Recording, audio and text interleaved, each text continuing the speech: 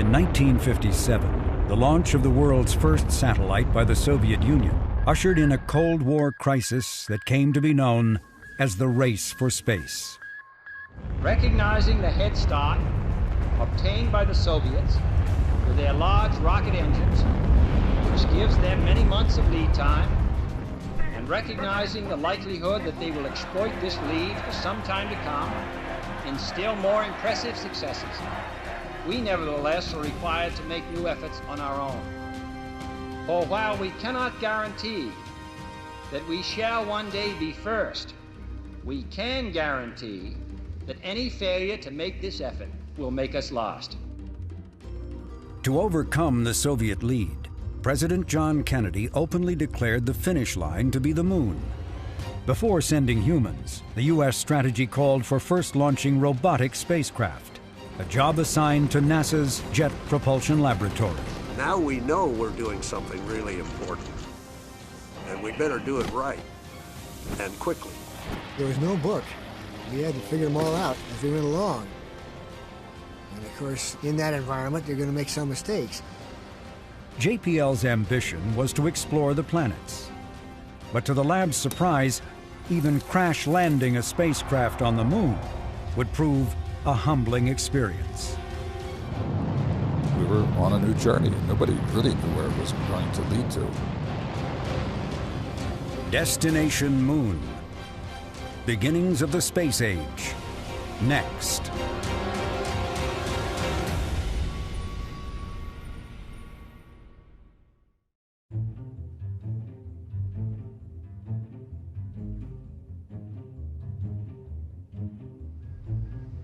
In October of 1957, the Soviet Union shocked the world with the launch of the first Earth-orbiting satellite, Sputnik. America's response, a satellite called Vanguard, was also a surprising and spectacular event.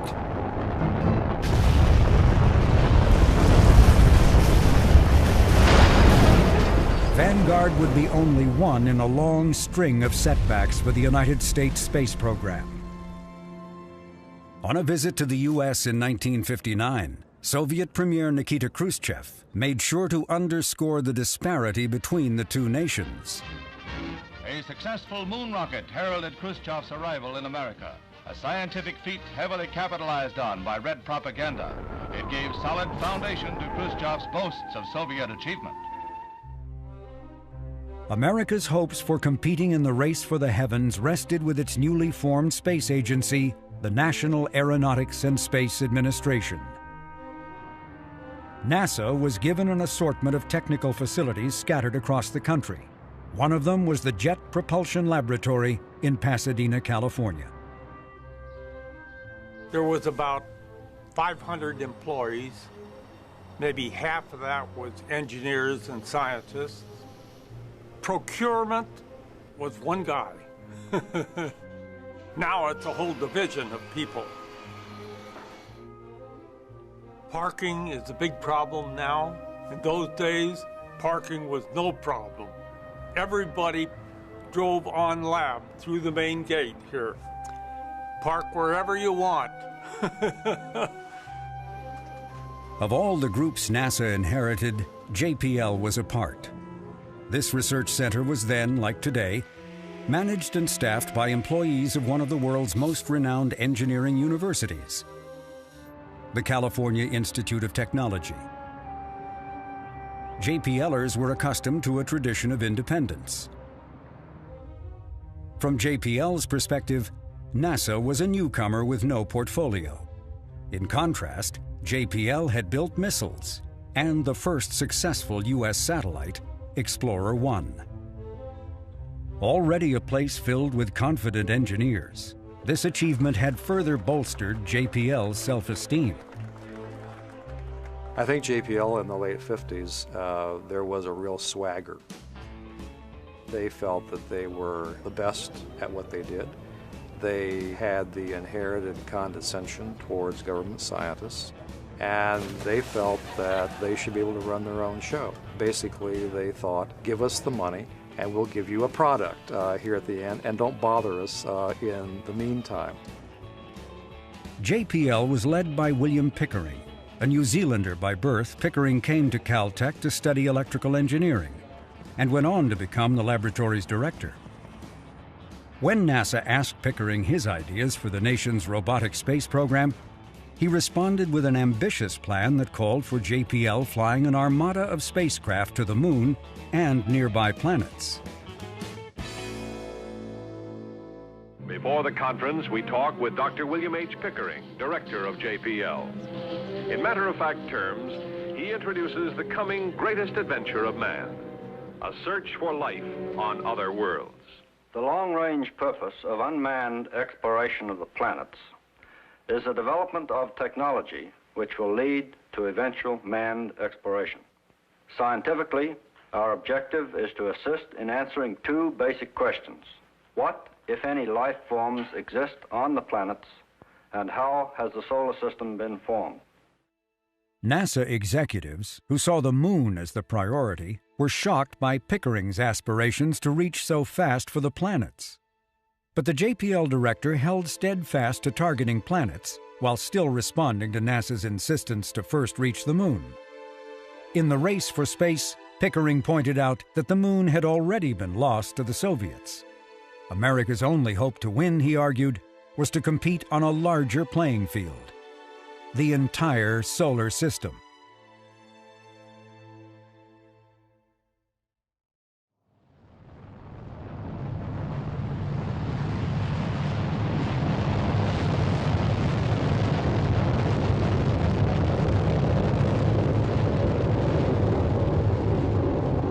Whether the destination was the Moon or the planets, no one was going to go anywhere without a reliable rocket.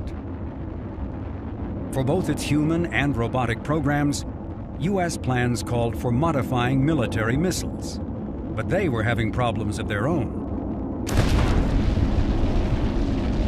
Lacking a powerful enough rocket to reach a planet, JPL had no choice but to throttle back its expectations and first target the Moon. We were given the assignment as the NASA Center for Deep Space Exploration. Nobody else had that role. Our assignment was to come up with a spacecraft that could go to the Moon. I led the design team for that, and that was pretty great stuff. We didn't know what we were doing, and there was nobody around that could tell us. We were inventing stuff. Come and take a trip in my rocket ship. We'll have a lovely afternoon. Kiss the world goodbye, and away we'll fly. Destination Moon. The strategy called for first building a spacecraft that could obtain close-up images of the Moon before crashing onto the lunar surface. These spacecraft, called Rangers, were to be designed and built at JPL. A second type of spacecraft would visit the nearby planets Venus and Mars. Meanwhile, JPL was to select and manage the work of an industrial contractor that would build a third kind of spacecraft, one capable of soft landing on the Moon. What seemed the least challenging of these three spacecraft were the moon-crashing Rangers. You don't need a high-gain antenna or solar panels to go to the Moon. You just have batteries and an antenna that big. Fine, they get us there.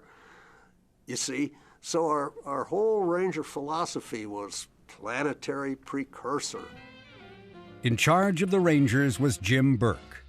He was a Caltech graduate, a former naval aviator who had learned his trade at JPL, building missiles for the Army. I wasn't afraid of the job. I thought it would be fun. Well, turned out a little different. Burke was well-liked for his infectious enthusiasm and informal style, a demeanor that gave little hint of the enormous pressure he was now under. Pressure is always part of any project management job, but young and frisky and full of pep and armed with a good degree from a good university and a lot of very smart friends, who minds a little pressure? Up in the sky. Destination Moon.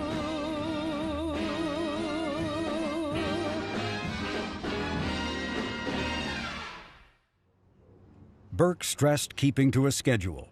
Celestial Mechanics, he knew, waited for no one, nor would the Russians. But Burke soon became caught up in a conflict between schedule and science. He wanted to learn how to fly his spacecraft before tacking on major science cargoes. NASA countered there was no point in just hitting the moon. That had already been done by the Soviets. My version of it, then and now, was, look, this whole thing is ridiculous. They shouldn't even be thinking of putting other things on the spacecraft until we get one that really works. Next, to Burke's dismay, Ranger was saddled with a surprise requirement by NASA. Responding to concerns by scientists that Ranger could transport microorganisms that could contaminate the lunar surface, the spacecraft, NASA demanded, would have to be sterilized. But how? The answer, to the horror of JPL engineers, was to bake the spacecraft at temperatures above 250 degrees Fahrenheit for more than 24 hours. What that would do to an unproven spacecraft was anyone's guess. What we did was to reduce our chances of success substantially. And there continued to be a problem entirely out of the team's power to control or fix: the rockets that would get Ranger off the ground. The first stage rocket was a converted Air Force intercontinental ballistic missile called the Atlas. It would launch Ranger into Earth orbit. The second stage, called Agena, was to kick the spacecraft out of Earth orbit and onto the moon. But it was behind schedule and hampered by technical problems. Everybody understood that it was a high-risk mission, and that's why they gave us 2 Atlas Agenas to launch with spacecraft whose only function was to see if we could make them work. On the morning of August 23, 1961, Ranger 1 lifted off from Cape Canaveral, Florida. All went well for the first 90 minutes.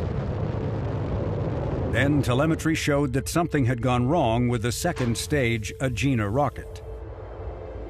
The tracking stations were all focused on the part of the sky where the spacecraft was expected to be, and there's no signal. And still no signal, and still no signal. And finally somebody had the brilliant idea, why don't we turn the antennas around and point them in the other direction? And sure enough, there it was. Though this first mission was intended only to circle the Earth, it failed to reach a proper orbit. Designed to fly on continuous solar power, Ranger 1 instead passed into darkness and a loss of orientation every 90 minutes. Each time the confused spacecraft emerged from the darkness, it would reacquire the sun and fire its engines to regain a proper position. So it looked as if the spacecraft were doing exactly what it was supposed to do and would have worked just fine if it had only had the chance. And we were in the middle of this, in the middle of the night, when Dr. Pickering walks in, trying to find out what's going on, and we're all telling him what's going on. This guy is listening to what some 23-year-old kid is telling him about this thing that's going on out in space. And it was sort of, hey, if you're there talking, the assumption is you know what you're talking about. And if you don't know, the only right answer is, I don't know. Within 24 hours, Ranger's fuel was exhausted. Ranger 1 languished 7 days before being incinerated as it re-entered the atmosphere over the Gulf of Mexico. 12 weeks later, Ranger 2 met the same fiery fate when once again the second stage Agena rocket failed to properly fire. It was almost a relief that Ranger 2 only lasted a day, because we'd been there before. We'd done that. We didn't want to see that again. So it was discouraging. The first 2 Rangers were test flights in Earth orbit. The stakes were much higher for Ranger 3. This time the destination was the moon. Yet for a third time, a rocket failure doomed the mission. Again, we had the launch vehicle problem, In this case, it wasn't that the launch vehicle failed to give us a boost, it gave us too big a boost. But not all that had gone wrong could be blamed on the rocket.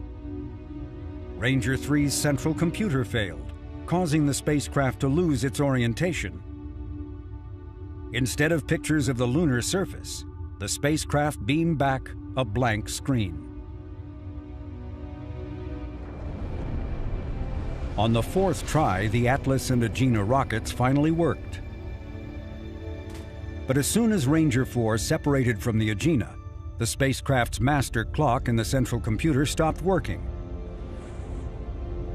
Without a brain, no further commands could be executed.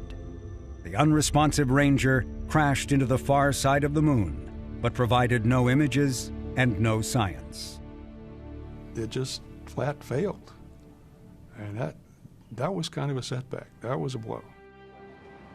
Some in the American media, desperate for anything positive to say, picked up on the point that for the first time an American spacecraft had at least actually hit the moon.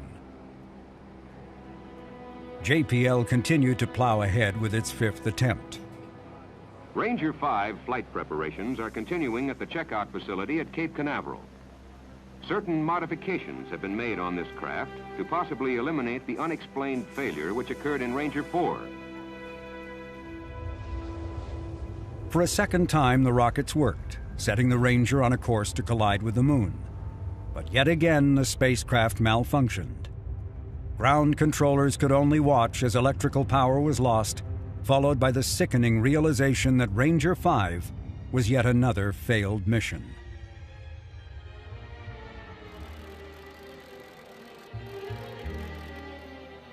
Born to lose, I've lived my life in vain.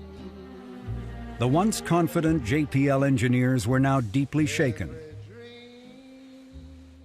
Crash landing on the moon had been the least of their ambitions. Many of us had to go back and testify in front of Congress. Special committee set up to check on us. That was not a pleasant time. I think NASA was of a frame of mind that said maybe we ought to cancel this contract. But we persuaded them, give us a year before Ranger 6 and we'll try and get all the bugs out of this thing. What, the humiliated JPLers asked themselves, had caused so many things to go wrong? Had all the science experiments, many tacked on late, overwhelmed the engineers? Had sterilization fried the electronics? You could find specific problems, what caused them to fail at the time, and you could still go in and fix those. But when you have a series of failures, there's more than just that. And my own belief is that the people who were in charge of it at that time were giving too much priority to schedule and doing it as quick as possible, as opposed to doing it in a more careful, deliberate fashion to make sure it worked. Changes were demanded by NASA, and heads began to roll. One of them was Ranger Project Manager Jim Burke. It always hurts if you get fired. That's not fun. But in my case, I sort of thought getting fired was deserved, in part because of the sterilization business, but also some other things that I knew I had done wrong. But as far as being dejected, downcast, suicidal, all of those thoughts, nothing of the kind. That's the kind of emotional state I was in. I was much more sort of anticipating a future success and thinking to myself, how are we going to get there?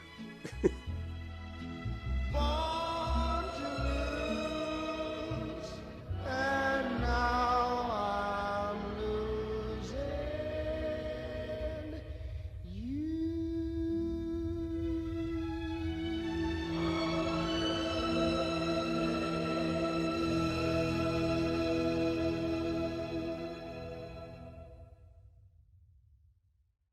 Design, really a second-generation spacecraft that was specifically designed to go to Mars and to Venus. But The design was not far enough along for it to be used for the Venus 62 opportunity. So we actually took a Ranger, we called them Mariner 1 and Mariner 2, the first two Mariner missions to Venus, but they were Ranger spacecraft. Not many people know that. Mariner R is a hybrid design using features of both the Mariner A and the Ranger spacecraft. The key experiments are a microwave radiometer and an infrared radiometer. JPL was also beginning to understand the importance of underscoring with the public the risks involved in space exploration. This film, called Clouds of Venus, was a mixture of actual events and recreations, with all the characters, some real, some fictional, emphasizing how difficult the Mariner mission would be. This spacecraft must operate unattended for nearly 4 months. Mariner 1 blasted off the launch pad on July 22, 1962.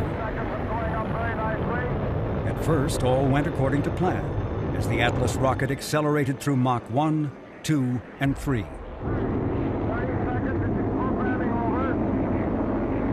But then, the Atlas began fishtailing and veering off course. We're not on trajectory.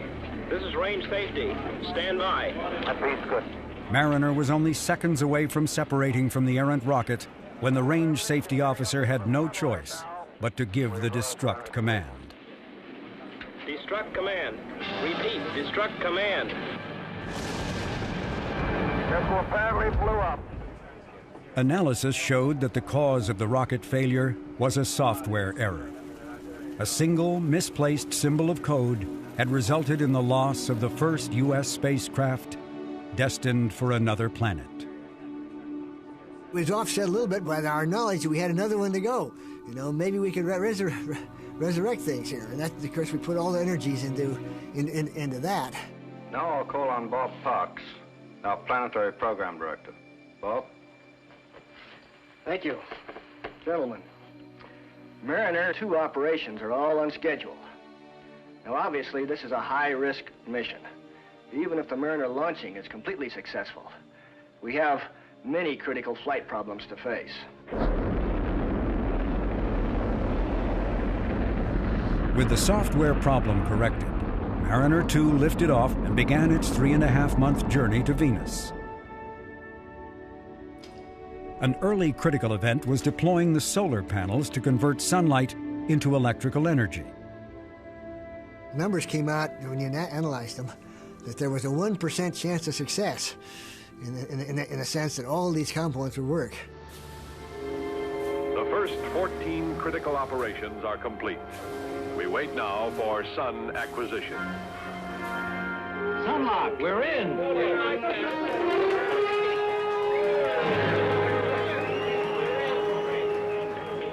Like the man said, we're in. Maybe. The Earth sensor, when we first turned it on up there and locked on the Earth, it was working fine, but it was working at a much lower level sensitivity than we had designed into it. As we got farther and farther away from Earth, we knew that if that sensitivity stayed like that, we wouldn't be able to stay on locked on the Earth all the way to the planet Venus. As Mariner 2 raced away from Earth, the signal strength continued to lower. If the signal could not be boosted, all communications would soon cease. There would be no science return, only another mission failure. And just a few days before it would have stopped being able to track, the signal strength jumped up to where we designed it. And we were able to do the rest of the mission just fine with that Earth tracker.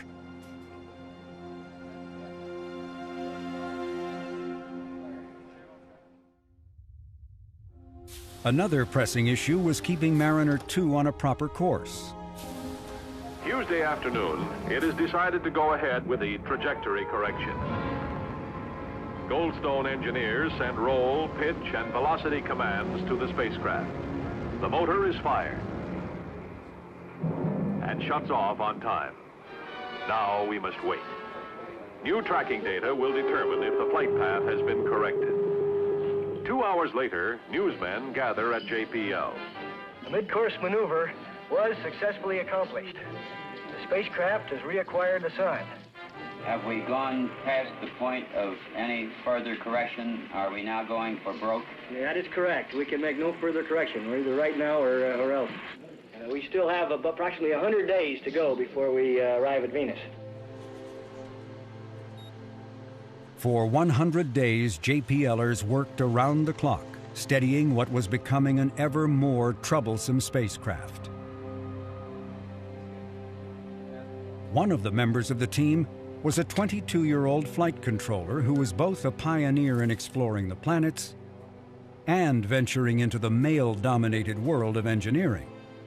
I found myself not only involved in the planning of the operations, but the actual conduct of the operations. And before I knew it, I was 22, and I had been assigned as one of several flight controllers on Mariner 2.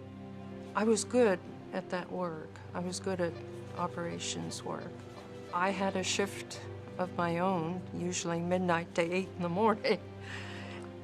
Women didn't have opportunities like that, and there were some number of people who were pretty sure that they shouldn't. That flight was probably the largest experience in growing up a young woman could have. I got through it, and I was very proud of myself for getting through it. But from then on, everything seemed easier. In December, Mariner 2 was closing in fast on Venus, but it was in a precarious state. Portions of the spacecraft were overheating. Several critical telemetry sensors had stopped working altogether. It was taking all the energy the solar panels could produce to keep the spacecraft functioning. On December 14th, Mariner 2 made its closest approach to Venus, flying by at a distance of 20,000 miles. In Pasadena, a steady stream of science data came pouring back as audible sounds throughout mission control. Scientists were elated, although most of the results were more confirmations than new discoveries. There was no onboard camera, so there were no pictures. There was also no sign of a magnetic field or a radiation belt like Earth's. For a planet considered Earth's twin for its size and near proximity, Venus revealed itself to be a hellish world filled with carbon dioxide, and where surface temperatures are hot enough to melt lead.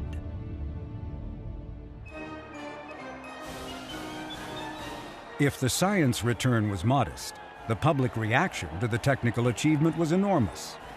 For the first time, the United States could point to its first in the race for space.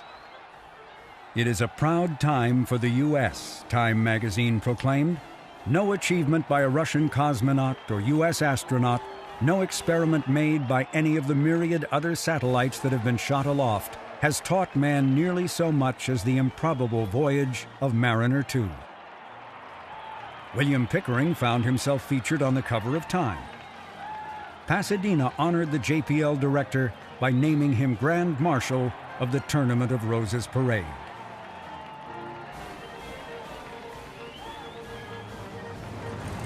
NASA arranged for Pickering and his management team to meet John Kennedy at the White House.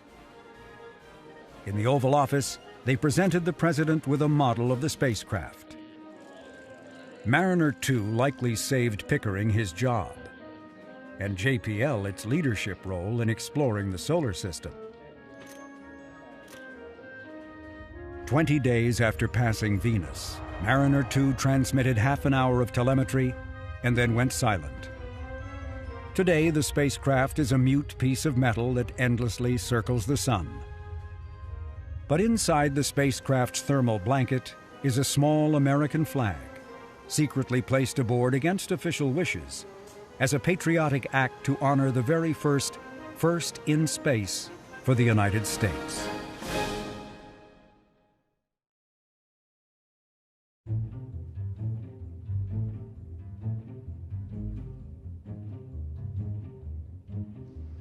The success of Mariner 2 and a reconstituted Ranger team buoyed hopes that the next attempt to hit the moon would be different than the previous 5 attempts.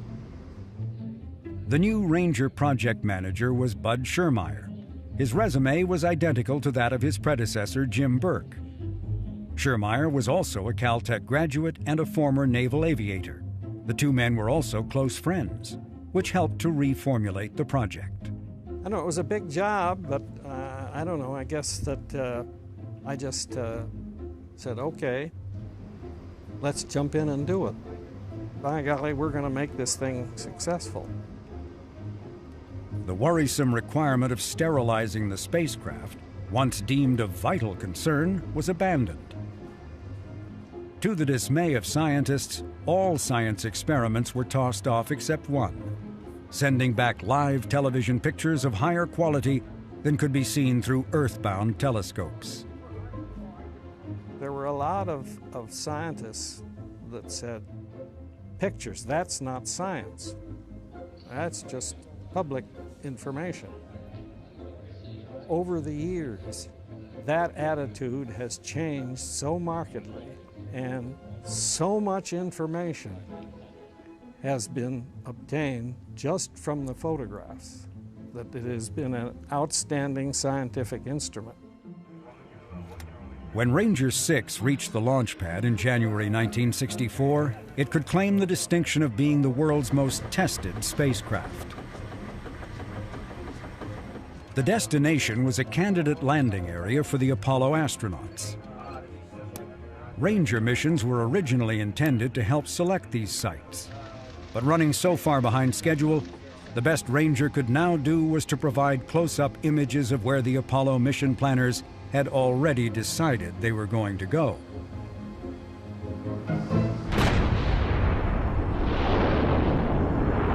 The Ranger 6 launch went perfectly. The only anomaly came when telemetry showed that the spacecraft's television camera had inexplicably turned itself on for 67 seconds. But just as quickly, the camera had turned itself back off. Everybody sort of scratched their head and said, what was that? And put it on the back burner and didn't worry about it. Other than this one minor glitch, all systems were normal. Navigators confirmed that Ranger 6 was right on target to hit the moon in the early hours of February 1st, 1964. A guarded Pickering declared to the press that he was cautiously optimistic. It was, I think, a 66-hour flight to the moon. But everything was going great. We're going to have a success here. I drove in with my van with all of the champagne bottles in the wash tub with ice in them, all set to celebrate. As the spacecraft neared the moon, JPL's auditorium was packed with reporters. They listened as Mission Control announced the final minutes of Ranger 6. 18 minutes before lunar impact, the spacecraft directed its 2 television cameras to turn on and warm up. We should now start getting video. And all through this agonizing last round, he said, there's no video, no video, no video. 118, holding steady. No video. Roger.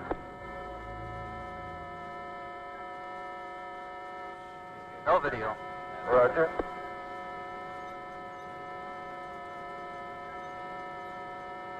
Still no video. Roger. It was just heartbreaking. We got all the way to the moon, and we got no pictures. Everything worked flawlessly, we thought, up till then. The unthinkable, the unbearable, the unbelievable had occurred. After the Atlas missile, the Agena second stage, and Ranger itself had for the first time flown a picture-perfect mission, the television camera, the sole goal of the revamped Ranger mission, had failed to turn on. That was really disastrous to us all. A shell-shocked Pickering arose from the console and declared he never wanted to go through such an experience ever again. It was a very sad experience for the lab, and probably the low point in the lab's history. You know, we were terribly disappointed because we had stopped and regrouped, as they say, but had missed a design flaw in the system. And we got bit by it.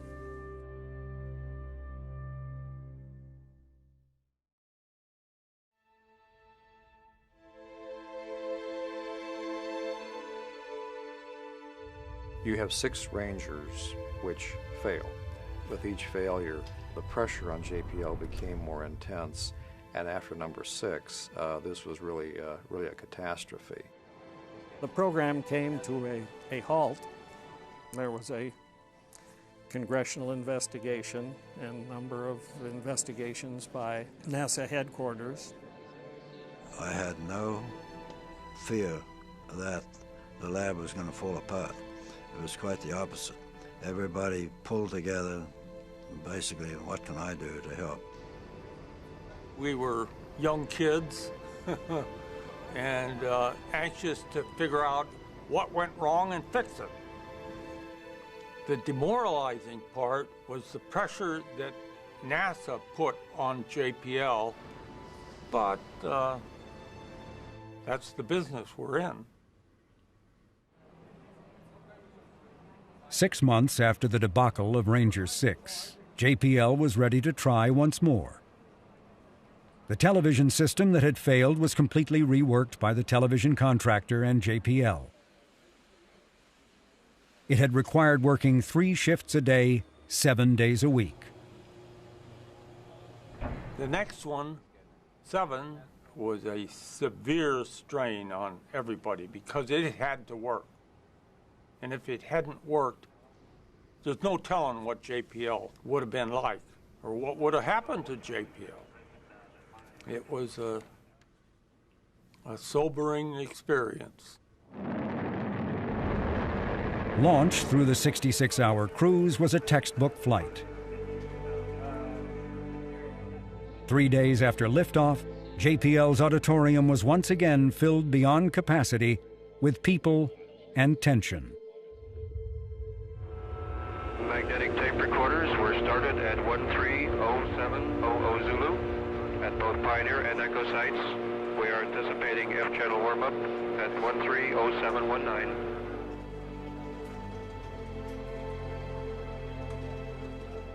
Coming up on impact, minus 18 minutes.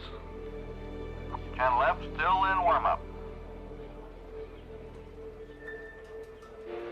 We are 1 minute to full channel power. All magnetic and kinescope recorders are go. This is Goldstone TV control. F-channel is still in TV warm-up.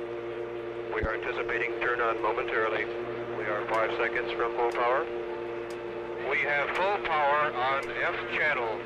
Roger. Full power on F-channel. All kinescope recorders are recording. All magnetic tape recorders are recording.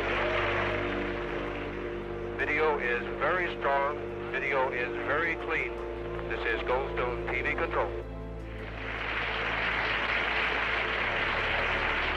Preliminary photographic analysis of the video indicates we have good signal strength from the moon. We definitely are able to see craters. We have excellent video. 10 seconds to impact. Video still good. Excellent signal strength. 3, 2, 1. Impact. Impact has occurred at 132550 Zulu. All video data was excellent right up to impact. All cameras were functioning. Transmitters were functioning properly. This is Goldstone TV control. Oh, roger. When impact occurred, the auditorium erupted in a great cheer. People shook hands and hugged one another. Some wept. One hard-nosed engineer likened the event to a spiritual experience. There was joy all around, as you can imagine, after the trials and tribulations of getting to that point. There was not a dry eye in that room. Failure was nothing to be afraid of, you learned.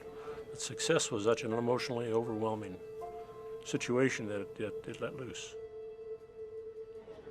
Some people had smuggled in some champagne, and champagne bottles were opened. It was a great celebration. But in the middle of the festive atmosphere, somebody handed me a little note and said, "Dr. Pickering wants to see you." What did he want to see me about? I went up to his office and he handed me a photo. He said, "Here, Jim." It was the first high-resolution picture.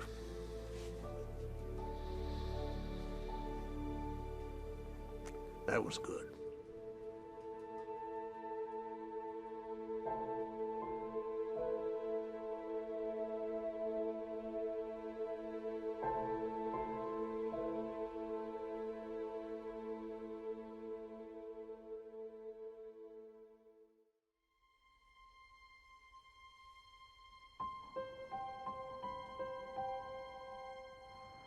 Later in the day, after Ranger 7's crash landing, the most detailed pictures of the moon ever taken were presented to an anxious press. This is a great day for science, and this is a great day for the United States. What has been achieved today is truly remarkable. We have made progress in resolution of lunar detail, not by a factor 10, nor by a factor 100, but by a factor of 1,000.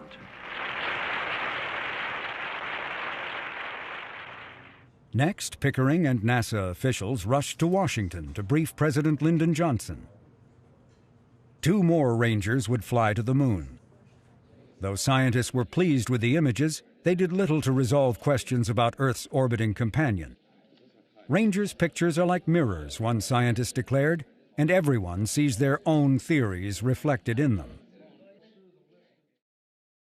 Of all the questions NASA wanted answered, the most important was knowing what the surface would be like for Apollo astronauts. Was it solid? Would it support the weight of an astronaut, let alone their lander? Or would layers of dust act like lunar quicksand and swallow them whole? NASA had hoped the answers would come from Surveyor. This was JPL's first experience in overseeing on behalf of NASA the work of an aerospace company, and the process had not gone smoothly. The Surveyor program had started in 1960 as a very hands-off contract arrangement. That was how NASA wanted it. In fact, NASA hoped JPL would adopt more to the industry's ways of working. But the contractor, Hughes Aerospace, was struggling, for good reasons. Surveyor was far more technically challenging than the Rangers. This spacecraft not only had to soft land on the moon, it had to do so autonomously.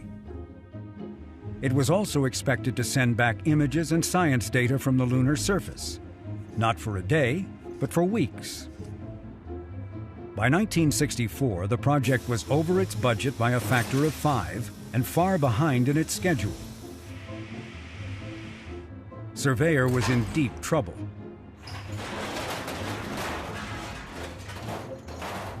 By then, NASA realized it was the contractor who actually needed to learn from JPL's experiences with Ranger and Mariner. JPL was instructed to make Surveyor its highest priority. He said, we've got to put people in residence at Hughes for an extended period of time, probably 2 or 3 years. That was a difficult, trying period because we were growing up at the same time that Hughes was growing up. And we didn't always mesh. A trying time. JPL responded by assigning hundreds of its engineers to the project. They flooded into Hughes, elbowing their way into the minutiae of the project. After kind of an initial adjustment period, I think everybody turned to and began to recognize the importance of Surveyor, and certainly the importance that NASA placed on Surveyor as being the precursor for Apollo. It just couldn't afford to fail. Standing 10 feet high, the Surveyors weighed over 2,000 pounds. The first one was a stripped-down model carrying only a television camera. Surveyor 1's testing program had gone so poorly that the flight's primary objective was only to operate through its mid-course maneuver. It was not even expected to hit the moon, let alone soft land. In those days, we launched a lot of them because we expected failure. The Surveyor 1 was deemed by Hughes Aircraft and by NASA headquarters on the day of the launch as being kind of the engineering test model. So if it met the majority of its objectives, they would be pretty happy. But it's pretty obvious they had a higher expectation of failure. We are now well into the countdown at approximately 3 minutes before liftoff. All systems are reported in excellent condition at this time. Pressurization. Go, Atlas. Go, Centaur. Atlas autopilot. Go. Centaur autopilot. Go. Launch director. Go.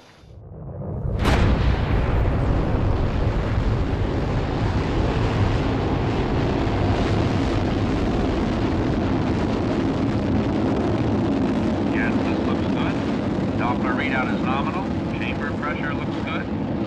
Liftoff was at 7:41 Pacific Daylight Time on an azimuth of 102 degrees.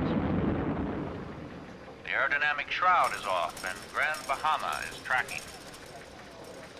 Liftoff plus 4 minutes and 3 seconds.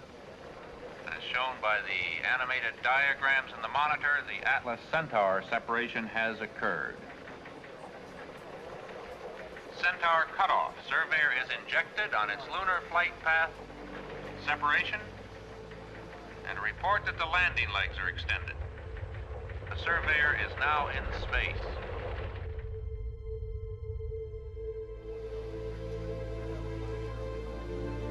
"63 hours after launch, Surveyor 1 was only 1,000 miles away from the moon, with the speed increasing as the moon's gravitational attraction beckoned. Burn your ignition. Retro is now firing. Ignition looks stable.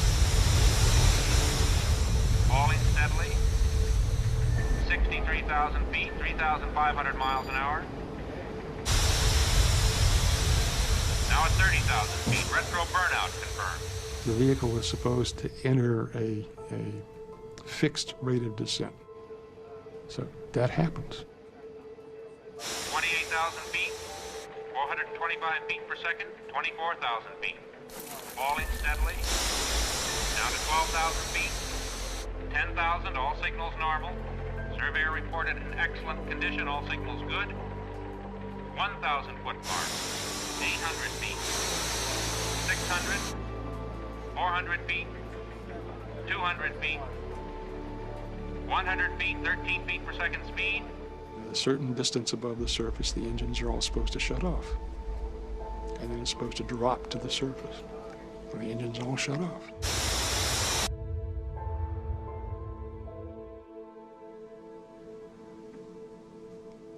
And you could hear a pin drop. It worked. We're down. It's still transmitting. Surveyor 1 touched down at 5 miles per hour, a mere 1 second off the intended landing time. For the first time, an American spacecraft had achieved a soft landing on another celestial body. Surveyor 1 operated for 6 weeks, surprising engineers by surviving a bitter cold lunar night. In all, the sturdy lander sent back more than 11,000 images before its batteries ceased to work. Surveyor 1 now rests where it landed in July 1966, telling us of its presence by casting a silent but long shadow on the lunar surface. 6 more surveyors were launched over the next 2 years, providing a treasure trove of science about the moon. Although 2 of the missions would fail, the increasing ratio of success to failure demonstrated that JPL was clearly learning from its past mistakes. And NASA had the answer to its question. The lunar surface was solid and suitable for landing by the Apollo astronauts.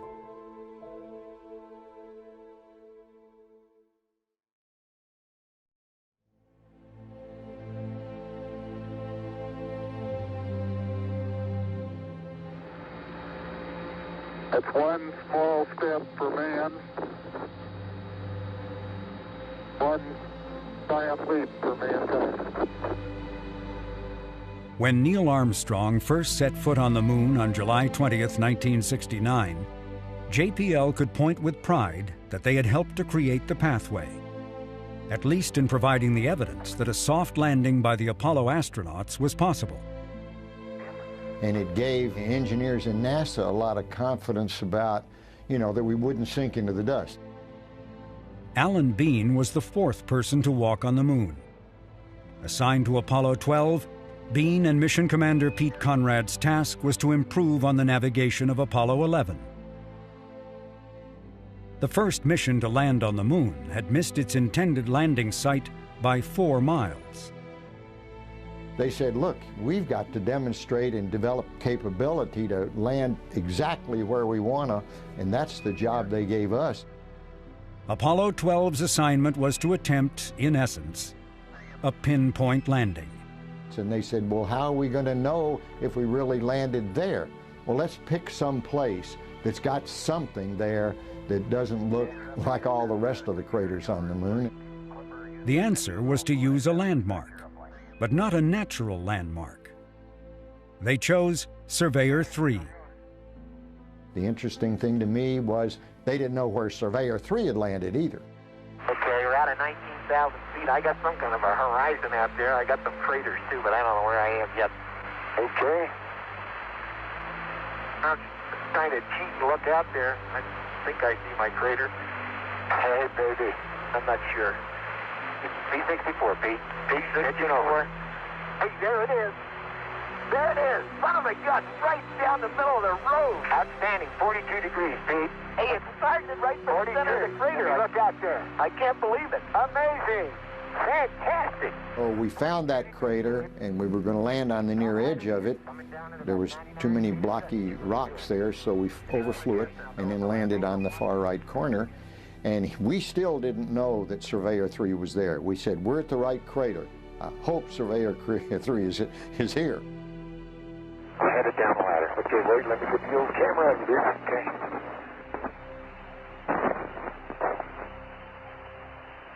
Man, that may have been a small one for Neil, but that's a long one for me.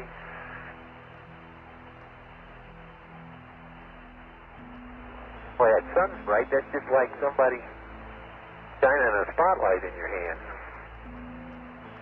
Oh, you'll never believe it. Guess what I see sitting on the side of the crater? The old Surveyor, huh? The old Surveyor, yes, sir. Does that look neat? It can't be any further than 600 feet from here. It was just starting to come into light. The solar panels were just illuminated, and there it was sitting right where it was supposed to be. So it felt really good.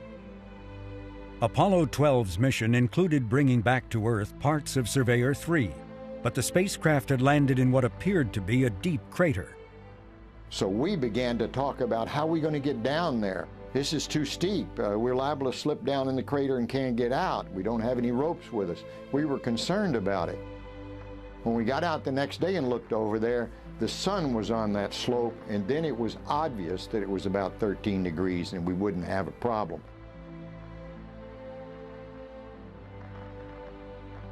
We were concerned about one thing, whether or not the Surveyor, which was down inside this crater, would it continue to slip, and it would slip down on us or something.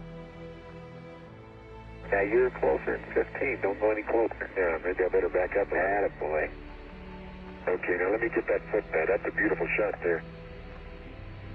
Now look, you can see which way it came in. See the way this gear pad's dug in over there? Dug up dirt, and you're still sitting there. Yeah. Go ahead, you get yourself in the photo too. Hey, big smile. Okay.